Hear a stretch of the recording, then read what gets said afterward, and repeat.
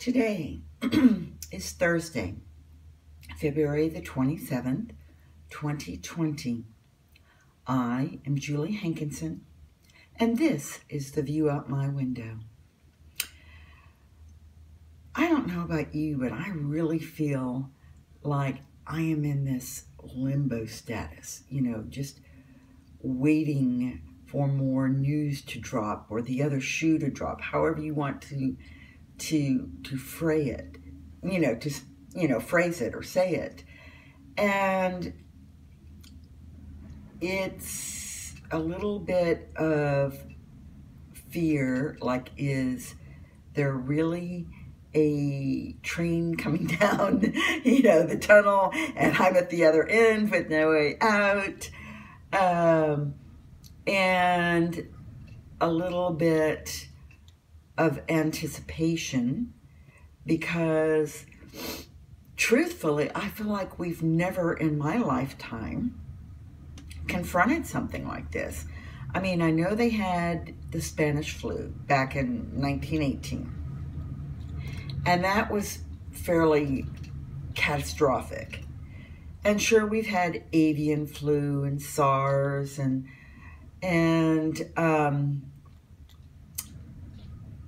we've always been careful about, oh my gosh, there's Ebola, and we're always so careful with our containment and contamination but there's a sort of a feeling that, of course, this virus is not really yielding to our containment efforts, if you will. I mean, let's face it.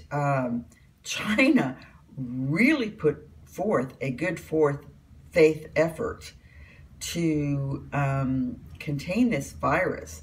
I mean, no one can say that they didn't. Yes, they may have done it too late. And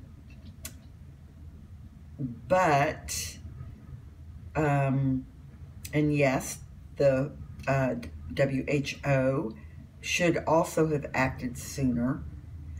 But when China decided to get down to it, they really seriously clamped down. But that was, let's say it, a little bit after the fact. And there were enough carriers who had been infected and traveled to other places that containment effort was not truly as effective as it could have been. That said, moving forward, we now have to deal with what is going on in the world. And again, I feel like I'm preparing as best I can. I'm washing my hands. I'm buying extra groceries. Talking with my family about what are they doing for preparation for this. And then you sit back and you're going, well, is it going to hit? Is it going to pass me by? Did what I do, was it effective enough? And like I said, we're just in that waiting. I guess it's like whenever you're an expectant mother and you're over your due date and you're going, okay, kid, any day now, any day, at least then it's a good surprise that you're waiting for. And then we're also waiting for our government to catch up to itself and what it needs to do. Each of our governments are approaching this in a different manner, some more effectively than others. And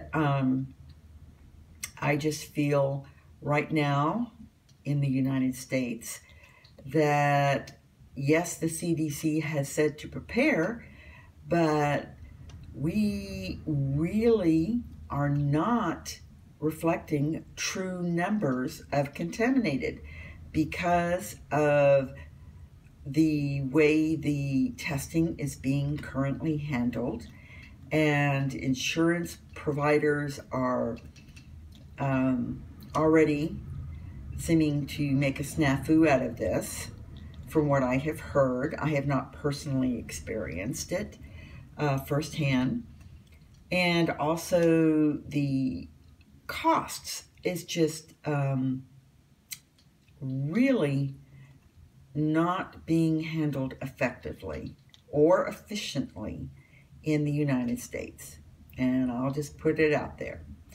And this then means that it comes back to every single citizen that we have a responsibility to protect ourselves and take care of ourselves. And if that means sheltering in place and making sure that you have plenty of food so that you can shelter in place for a full month. You know, now they're showing that it's 27 days that this virus can be infectious without showing symptoms. And that's a lot of time for somebody to come in contact with something that you're going to touch and to become infected. So if it gets really bad, we do need to be able to protect ourselves by withdrawing from large crowds and making sure that our children are not going to school and that we're not going out to see movies or any place where there could be a potential for contamination and infection. So please, I know I've seemed to be harping on this lately, but you know, I'm not saying rush out and buy gold or silver. I'm actually encouraging you to stock up on additional food so that you don't have to go to the grocery store more often than you know, can possibly get away with once the infection begins to spread more aggressively.